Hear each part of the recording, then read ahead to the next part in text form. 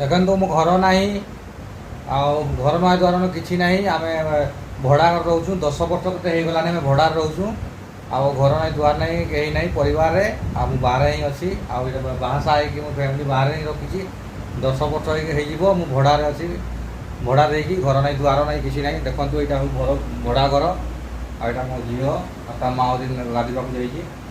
ଏଇଟା ମା ଝିଅକୁ ଦେଖନ୍ତୁ, ମୋ ଝିଅ ପାଠ ପଢ଼ୁଛି। ଆଉ ଏଇଟା ଭଡ଼ା ଘର ଦେଖାଇ ଦେଉଛି ଆପଣଙ୍କୁ। ଦେଖନ୍ତୁ ଏଇଟା ବାହାର ସାଇଡ଼ଟା। এইটা হচ্ছে রুম, ভিতরে যে পশিলা বেড়ে এইটা হচ্ছে বান্দাটা। এইটা হচ্ছে আম রুমটা, আমি যেটি আমি রহুছু এবে গোটে রুম অছি। এইটি আমি শুছু। দেখন্তু এইটি আমি শুছু। ଆଉ ମୋ ଝିଅ ଏଠି ପାଠ ପଢ଼ୁଛି। ଆଉ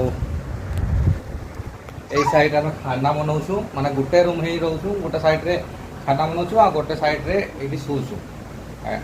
ଆଉ ଏଇଠି ଆମେ ଭଡ଼ା ଘରେ ହିଁ ରହୁଛୁ। 10 ବର୍ଷ କେତେ ହେଇଯିବ। ଘର ନାହିଁ, ଦୁଆର ନାହିଁ, କିଛି ନାହିଁ। ଯେଉଁ ଘର ଗୋଟେ ଥିଲା ସେଇଟା ମାଟି ଘର, ସେଇଟା ବର୍ଷା ଦିନ ଭାଙ୍ଗି ଯାଇଥିଲା। ସେଥିପାଇଁ ବହୁତ ବର୍ଷ ହେଇଗଲାଣି ଭଡ଼ା ଘରେ ହିଁ ରହୁଛୁ। ଆଉ ଦେଖନ୍ତୁ, ଆଉ ପଇସା ପତ୍ର ହେଉନି, ଘର ବନେଇ ପାରୁନୁ। ଦେଖିବା କେବେ ବନେଇବା, କେବେ ନାହିଁ ନା ବେଟା। ଆଜି ମୁଁ ଗାଁକୁ ଯାଉଛି। ଗାଁକୁ ମୁଁ ଦେଖାଇ ଦେଉଛି ମୋ ଘର ନାହିଁ, ଦୁଆର ନାହିଁ, କିଛି ନାହିଁ। ଆପଣ ଭିଡ଼ିଓ ଲାଷ୍ଟ ତକ ଦେଖନ୍ତୁ। ଆଉ ମୁଁ ଯାଇକି ଦେଖାଇ ଦେଉଛି ମୋ ଘର ଦୁଆର ଅଛି ନା ନାହିଁ। ଦେଖନ୍ତୁ ଏଇଟା ପହଞ୍ଚି ଯାଇଛି, ଏବେ ଢୁକୁଛି ଘରକୁ। ଜାଗାଟା ଦେଖନ୍ତୁ, ଏଇଟା ରାସ୍ତା। ଏଇଟା ଆମେ ଢୁକିବା ବାହାରିବା ପାଇଁ ରାସ୍ତା। ଆଉ ଏଇ ଯେଉଁଠି କେଚରା କରିକି ରଖିଛନ୍ତି, ଏଇ ପାଖରେ ଯେଉଁ ରହୁଛନ୍ତି ଲୋକଗା, ଏମାନେ ଯେଉଁ ବର୍ତ୍ତନ ଧୋଇକି ଯେଉଁ କେଚରା ଫେଚରା ଯେଉଁ ବାଡ଼ିରେ ସବୁ ଫିକୁଛନ୍ତି।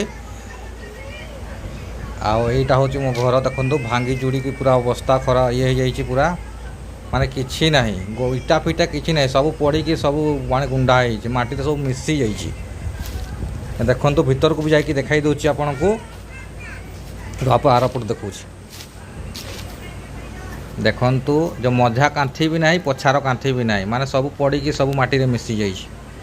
ଦେଖନ୍ତୁ ପୁରା ଲଟା ଫଟା କ'ଣ ପୁରା ଗଛ ପତ୍ର କାନ୍ଥ ଗାରେ ଦେଖନ୍ତୁ, କିଛି ନାହିଁ। ଏଇଟା ଯେଉଁ ପୁରୁଣା ଘର ଥିଲା, ଖପରା ଘର, ମାଟିର ମୁରୁମର ଘର ଥିଲା। ଏଇଟା ବର୍ଷା ଦେଲା, ପାଣିରେ ସବୁ ପଡ଼ିକି ପୁରା ମାଟିରେ ପୁରା ମିଶି ଯାଇଛି। ଦେଖନ୍ତୁ ଖାଲି ମାଟି ହିଁ ଅଛି, ସବୁ କିଛି ନାହିଁ। ଇଏ ଦେଖନ୍ତୁ ଘରର ଅବସ୍ଥା କିଛି ନାହିଁ। ଏଇଟା ଯେଉଁ ମାଟି ଅଛି ସେଇଟା ପୁରୁଣା ଘର ଥିଲା, ମାଟିର ସବୁ ଏଟା ବି ପୋଡ଼ି ଦେଇଛି। ଖପରା ଘର ଥିଲା, ସବୁ କିଛି ନାହିଁ। ସବୁ ଘର ସବୁ ମାଟିରେ ମିଶି ଯାଇଛି।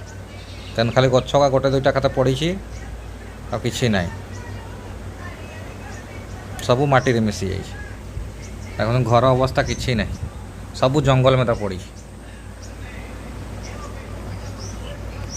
ଦେଖନ୍ତୁ ଏଇଟା ବାଡ଼ିଟା, ଏଇଟା ଗୋଟେ ଗଛଟା ଆମର ଅଛି। ଛୋଟ ଥିଲାବେଳେ ମୁଁ ଦେଖିଥିଲି, ଏଇଟା ଗୋଟେ ଆମ୍ଠା ଗଛଟା, ବହୁତ ବଡ଼ ହେଇଯାଇଛି।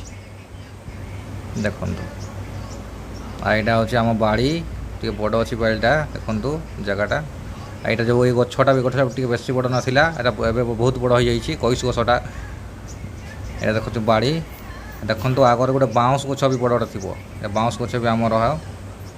ଆଉ ଏଇଟା ତ ଦେଖନ୍ତୁ ଜାଗାଟାକୁ ପୁରା ଜଙ୍ଗଲ ମେତା ପୁରା କରିଦେଇଛନ୍ତି। ପୁରା ଲୋକ가 ପୁରା କେଚଡ଼ା ଫେଚଡ଼ା କରିକି ସବୁ ପୁରେଇ ଦେଇଛନ୍ତି। ଦେଖନ୍ତୁ ବାଡ଼ିରେ ବହୁତ କେଚରା, ପୁରା ଜଙ୍ଗଲ ମେତା ହେଇକି ପଡ଼ିଛି ପୁରା। ଦେଖନ୍ତୁ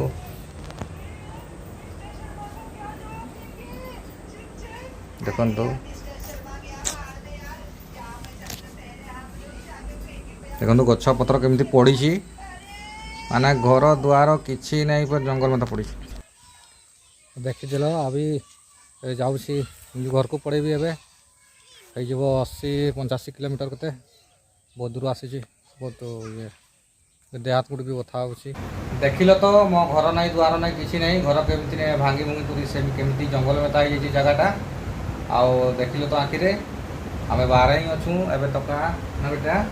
ଆଉ ଘର ତ ବନେଇ ପାରୁନାହିଁ, ପଇସା ହେଉନି, କିଛି ନାହିଁ। ଆଉ ଦେଖିବା କେବେ ବନେଇବା। ଆମେ କେଉଁଠି ରହୁଛୁ କହିଲେ, ଆମେ ଆମ ଯେଉଁ ସୁନ୍ଦରଗଡ଼ ଡିଷ୍ଟ୍ରିକ୍ଟ ଆମର ପଡ଼ୁଛି। ଆଉ ବ୍ଲକ ଲହଣୀପଡ଼ା, ଥାନା ବି ଲହଣୀପଡ଼ା ପଡ଼ୁଛି। Post office Khordha. ଆମ ଗାଁ ହେଉଛି ବଲଢି।